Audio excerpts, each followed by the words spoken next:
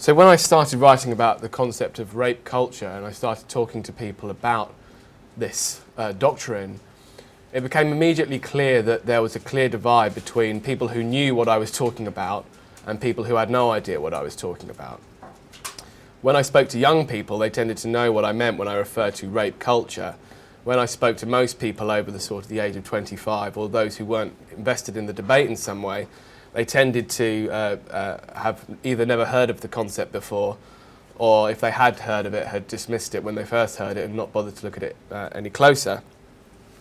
So I'll talk a little bit about what the idea of rape culture is to start off with. But my overall argument is that something strange is going on in our society today around rape and sexual violence, that there's a lot of misinformation around the discussion, that there's a lot of what I would call panic around rape and sexual violence. And my argument is that that panic is a symptom of a society that has become uncomfortable with the idea of unregulated intimacy. So really my starting point is that often when we talk about rape, what we're really talking about is sex and a contemporary anxiety, particularly around young people, with notions of sex and intimacy. So first of all, what is the notion of rape culture? Well, if you ask most people involved in this discussion what rape culture means, or who authored it, most people will disclaim responsibility for it. Nobody actually wants to take responsibility for first using the term rape culture. But effectively, if you look at the writing in this area, it emerged in the course of second wave, what I'll call second wave feminism, which most people date from occurring around the 60s and 70s and 80s. And it emerges at a time when a series of feminist thinkers were attempting to bring the issue of rape into public awareness. They were writing at a time when rape tended to be dealt with extremely poorly by the authorities, tended to be almost exclusively ignored, both in Europe and America, and when there were palpable, identifiable barriers to the state dealing with rape effectively. One example that's often cited in the literature at that time was across a number of states in America, there are prohibitive time gaps, time barriers for women making rape complaints. So in some states in America, as late as the mid-1980s, if a woman failed to report within 48 hours, her complaint would be completely ignored by the police. And of course, the writers at that time were saying this is one example of a real, palpable social institution which prevents rape from being dealt with effectively. They also undertook research around the prevalence of rape on campuses, and particularly with respect of what later became known as date rape. And a big part of the point of that discussion was to raise the fact that rape can happen in a number of different circumstances. I think it's certainly true to say that throughout the 70s and 80s and the 1960s, it wasn't commonly thought that rape happened in a wide variety of different circumstances. Indeed, rape between spouses remained legal until remarkably late, even in this country. And there's a whole host of other of these social, real, palpable social barriers that prevented rape from being taken seriously. And around that time, more in the 70s and 80s, this concept of a rape culture emerged. But my theory about the term rape culture, as it emerged amongst feminists at that time, is that it was never meant to be used as a solid doctrine or something to be relied on consistently. It was, I think, used a little bit flippantly up until the 1990s, when a book came out called Transforming a Rape Culture. And even that book has various different definitions of what a rape culture actually is. All the writers tend to approach it from a slightly different angle. But it seemed that that book and writings which came after that, from the 1990s onwards, seemed to present this idea of a rape culture as something more palpable than it actually was. Which is probably why, if you looked at definitions of the notion of rape culture today, they're very disparate, none of them agree, and they're extremely broad. So in an attempt to define exactly what rape culture is, or the idea of rape culture, it's very, very difficult. But roughly, for the purposes of tonight, for the purposes of this talk, the idea is that society at large normalises, accepts, fails to punish rape and sexual violence, that rape and sexual violence is very common, that the majority of women are vulnerable to rape and sexual violence, and that there is still work to be done in order to allow society to deal with it better. That's roughly how people define it today. People take different views on it. And if you look at what is used as examples of rape culture today, there's a very, very broad spectrum of cultural phenomena. So some people will say that Robin Thicke's song Blurred Lines, which uses lyrics like "you know you want it, you know you want it" in a sexual context, is an example of rape culture. Other people would disagree. Some people say that, for example, even adverts for women's lingerie can be an example of rape culture, where other people would disagree. And these are all people concerned with the issue of rape culture and concerned with discussing its implications. So there's an awful lot of disagreement about what actually rape culture is, and it's a very broad church. But I'm going to sort of drill it down to three key myths, as I see it, and three examples of the problematic narratives that have built up today around sexual violence. So first, the idea that rape is common. You'll often hear people arguing that rape is pervasive, that it can be committed by anyone, which is of course true. It's the same for any criminal offence. And that all women are inherently vulnerable to rape and sexual violence. Well, of course, that is true as well, in a sense. Rape can only be committed by a man against a woman, or a man against a man now, since 2003. But to say it is common, there is no evidence that rape is common.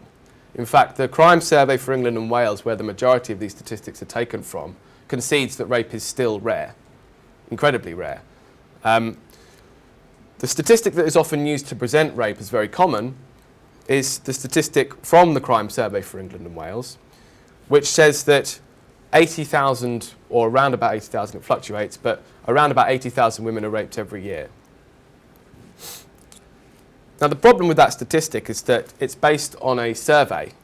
So women across the country are contacted and asked if they've experienced a certain set of behaviours. And that will be, what they ask is, have you been penetrated over the last 12 months when you weren't consenting? And if that woman answers yes to that question, she'll be treated as one of the 80,000 rape victims. Now, that for me is a very strange way of counting the number of rape victims. Firstly, because it doesn't take into account how the women themselves interpreted and experienced that incident. So, for example, if a couple came home on a night out and very drunk, been together for years, for example, ended up having sex, but the woman in that scenario could not be fully conscious of the fact that she consented, she might well answer that survey, yes, I have been penetrated over the last 12 months in circumstances in which I didn't consent. And she would be treated as a rape victim for the purposes of that survey, notwithstanding the fact that she herself did not interpret that experience in that way. So what this 80,000 figure does is it completely bulldozes women's interpretation of their own experience. It effectively says that if you fit what we lawyers call the actus reus, the physical act of a particular crime, then you have necessarily been a victim of that crime. It completely ignores that all sorts of difficult, ambiguous things often happen within the context of a relationship, which neither party experiences violence, which neither party would interpret as violence, but nonetheless, this particular figure interprets that incident as violence on their behalf, which I think, at best, all you can say is that 80,000 women respond to this particular question in this way. It's extremely misleading to say that there are 80,000 victims of rape out there in the country at any particular year. One thing that's definitely true is that the number of reports to police made by women year on year is climbing, and has been climbing for some years, and climbing quite remarkably. But there's an important question about why that is. We shouldn't merely accept that because this figure is climbing, that necessarily rape is more common. Firstly, and most obviously, that ignores the presumption of innocence. It also ignores the fact that amongst the increased number of reports could be people, third parties making reports, who simply make a mistake. So the climbing figure includes they're not all complaints that come from complainants themselves, but also include people who suspect they've seen a rape, but who in fact have not. It also includes, for example, teachers who will report incidents between young people as rape, and it transpires that perhaps that hasn't happened. And of course it includes all those complaints which eventually end in an acquittal. So it's very misleading to say that merely because the number of reports are going up, that necessarily that rape is going up. In fact, it's completely false to say that. The reality is rape, because of its nature, because it's a crime which takes place in private and behind closed doors, it's incredibly difficult to know the reality. It's incredibly difficult to know what is actually taking place and what these statistics mean. My issue with a lot of the narratives that build up around rape and sexual violence is that they purport to hold certainty about a crime for which certainty is almost impossible to maintain.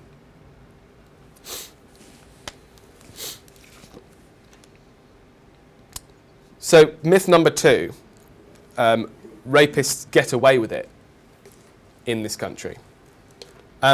Nothing, particularly at the moment, could be further from the truth.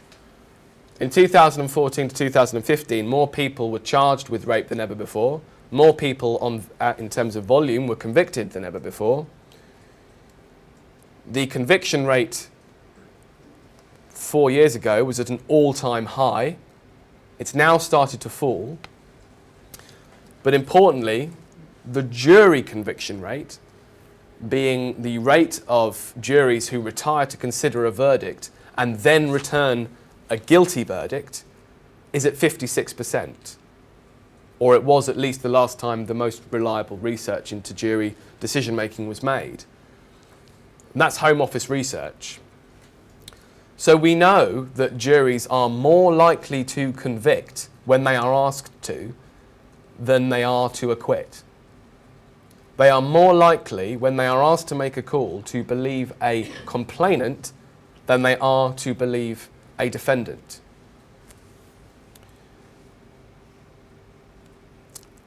Now, the conviction rate, being the rate of cases which get to court and then end in a conviction, as I said, was until very recently at an all-time high at 63%, and it's only in the last couple of years started to fall. Nonetheless, it's a high conviction rate. There is no question about it. That rape performs, if you look at a table of all criminal offences in England, rape figures in the upper thirds in terms of conviction rate. When you situate that in the context of the kind of crime that rape is, i.e. a crime for which there is unlikely to be evidence beyond the word of the people involved, the conviction rate is remarkably high, I would say. Because often these cases are run on the basis of little more than one person's word against another. And more often than not, defendants who end up in court end up convicted. So that's the idea that rapists get away with it. Perhaps the most egregious myth that's arisen around the idea of rape culture is perhaps the most central idea to the rape culture idea itself, which is that society somehow encourages rape or allows it to take place.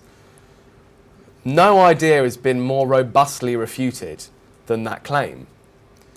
In fact, even rape culture advocates, people who believe in the idea of a rape culture, are contradicting themselves when they make this argument. Because often they will say, we know for a fact that you are more likely to be raped by someone who is close to you than you are to be raped by a stranger, which is absolutely true. That being the case, how can it be that one additional fact to that is that we also know that rape and sexual offences are committed by the vast minority of men who tend to be repeat offenders. Those three facts do not square well with the argument that a culture to which we are all exposed, cultural factors to which we are all interacting with, encourage and propel men to rape. Because if it is true, then most men in the country are immune to such encouragement. Because rape is undertaken by a minority of people, and those people that do rape tend to rape people that are close to them. And of course, year after year after year, people attempt to prove a correlation between the use of pornography, the use of sexual video games, the consumption of apparently misogynistic culture, and rape prevalence, and consistently they fail. No idea has been more robustly refuted than the connection between sexualized media of any sort and rape and sexual violence. Of course, a sub-argument to that is to say, if you do believe that society encourages or propels or facilitates rape, then you also have to live with the fact that you are withdrawing the moral responsibility from the rapist. Because I tend to think that when men go out and rape women, they're making a moral decision to do so. They're not blindly reacting to a culture around them. These people have make a serious moral decision, and it's one that in the society that, in any decent society, I think we should hold them to account for, rather than seeking to blame the culture or society that they inhabit. The fourth myth I'll deal with briefly. Oh my God, is that 15 minutes? Yes. Oh, okay. Right.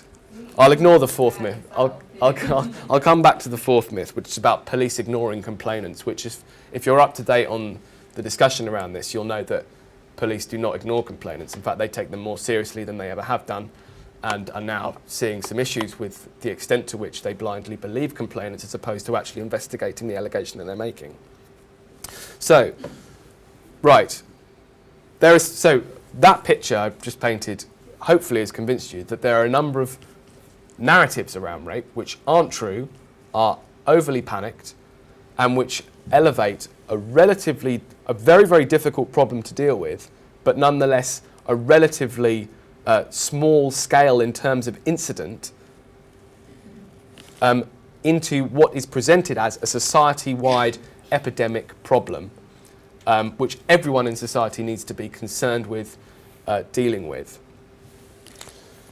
So why has that happened? Why is it that now we have taken this relatively isolated problem and talk about it in terms of a society-wide epidemic? My argument, and the argument that I make in the book, is that this is actually a result of our own problems with talking about sex and intimacy. My argument is, which we can come back to, is that contemporary society finds it very, very difficult to give meaning and relevance to intimate and sexual experience. When I started looking at the sociological literature around intimacy, I saw very quickly that there was this glaring question, which was, why are people intimate in today's society? For a lot of sociologists, it's not a very clear question to be able to answer. There seems to be a tacit recognition that a lot of the old forms of meaning for intimate relationships, a lot of the old modes of giving meaning to intimate experience have fallen away. Putting it most crudely, You no longer have to get married in order to pass property between generations of families, which was probably even true at the beginning of the last century. You no longer really have to get married for religious reasons. You no longer have to be in an intimate relationship in order to give yourself satisfaction or even sexual pleasure. All of these things are now offered to the contemporary individual, divorced from their old forms of meaning. So society faces a question about what it is that is valuable about intimacy.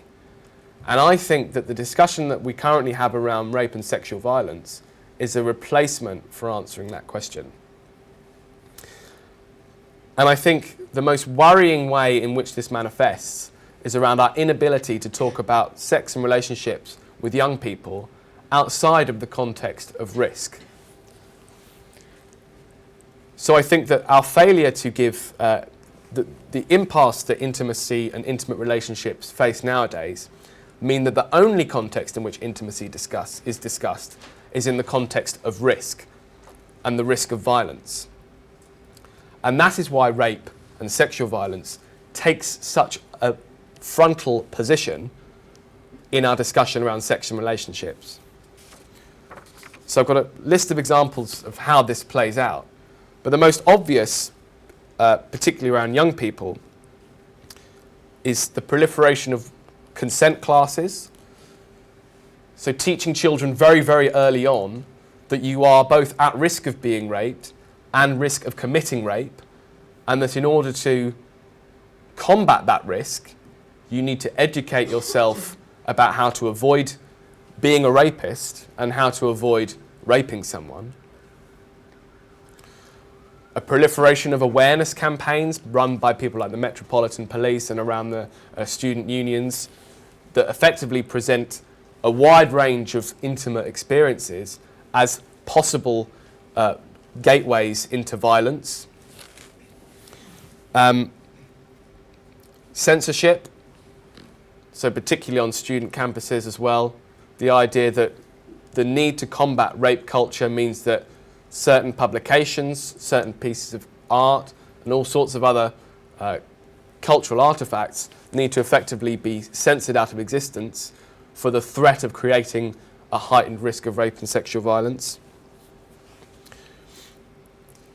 All of these things, these social narratives, and the way that these social narratives impact on our communication around sex and relationships, I think shows that our society has a very dysfunctional relationship with sex and intimacy. And I think that's the explanation for why rape has come to the forefront of our discussion. And I think that's a problem. But I'll leave it there.